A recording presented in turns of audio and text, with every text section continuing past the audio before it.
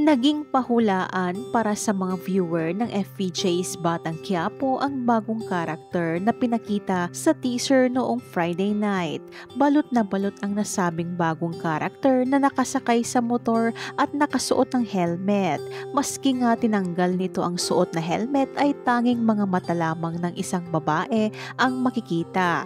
Kanya-kanyang hula ang mga netizens. May humula ng Raisa Senon, Kim Domingo at meron ding humula na ang nagbabalik na kapamilya na si Jessie Menjola ang bagong karakter. May ilan pang nag-edit ng litrato ng mga artistang babae at tinakpan ang mukha ng mga ito para makita ang kaninong mata ang nasa teaser. Base nga sa kanilang pag-edit ay si Kim Domingo nga raw ang nasabing bagong karakter, lalo pat may mga training ito sa pagbaril na ipinost niya sa kanyang Instagram. Mukha nga raw ang pagsabak sa action scenes sa Kapamilya teleserye ang dahilan ng kanyang training. Kung bibisitahin naman ang website ng talent agency ng Kapuso actress ay wala na roon ang pangalan niya at larawan na huling napanood sa teleseryeng Startup PH.